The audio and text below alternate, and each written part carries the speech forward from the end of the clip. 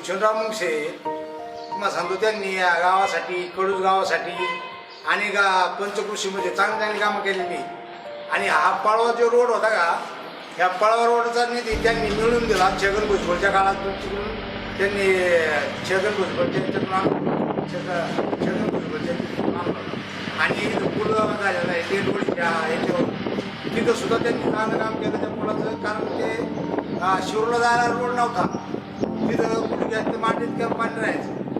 आणि त्या काळामध्ये त्यांनी पिंपळनेरला अजितदादा त्यावेळेस मुख्यमंत्री होते आणि त्या काळामध्ये त्यांनी तिथं जाऊन ते पुलाचं काम सुद्धा करून घेतलं.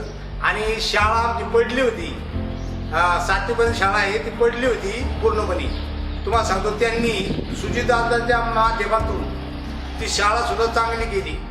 आणि गावच्या सुद्धामध्ये याच्यामध्ये मारुती मंदिर झालं, हे सभा मंडप झालं, त्यांनी समती वसंतदादाच्या माध्यमातून ही कामं केली. आणि इकडं खाली तुम्हाला सांगतो आरोग्य केंद्र झालं, आरोग्य केंद्र झालं, एकच नंबर काम केलं त्यांनी ते सुद्धा.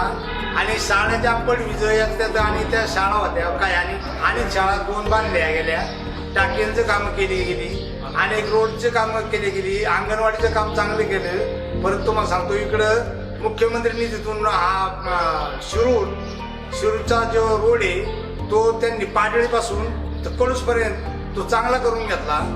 अनेक माध्यमातून त्यांनी गावात सुद्धा चांगले चांगले उपक्रम राबवलेले आहेत. त्याच्यामुळं ते बोर रस्त्याचं काम अनेक वेळा त्यांनी याच्यावर टाकलं होतं. त्यांनी बोर रस्त्यावर सुद्धा मुरुमपट्टी आमकं तमकं कामं केलेली आहेत.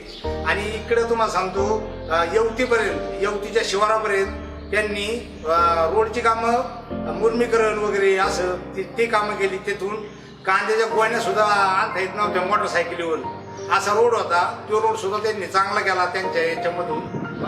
आणि पाण्याची याची सोयी इकडं तुम्हाला सांगतो पाडळीला पाईपलाईन केली, पाडळी ते कडूस हे सुद्धा. आणि आता विसापूर ते अशी पाईपलाईन त्यांनी मोजली आत्तामध्ये. आता ते सुद्धा एखाद्या वेळेस ते होऊन जाईल असं म्हणजे दिसतंय. आणि तो माणूस कामाच्या याच्यामध्ये भक्कम आहे म्हणून आम्ही काय करणार आहेत, वर पंजा चालवणार आहेत आणि खाली गाड्या चालवणार आहेत. तो गाड्याच्या माध्यमातून माणूस उभा राहिलेला आहे शिवचंद्रराव मुंगसे. आणि तो पहिला बी या गटामध्ये फेमस आहे, त्याच्यामुळं तो माणूस निवडून यायला काहीच अडचण नाही आणि लीडनी येणार. आणि इकडं बी तो पंजा आहे, पंजा ते पाटील घराण्यातली माणसं आहेत. तुम्हाला सांगतो ते सुद्धा तुम्हाला सांगतो आम्ही इकडून चालवण्याचा प्रयत्न भरपूर करणार आहोत. त्याच्यामुळे ते सुद्धा सीट बहुमताने येणार आहे, लीडनी येणार आहे, म्हणजे असं आहे.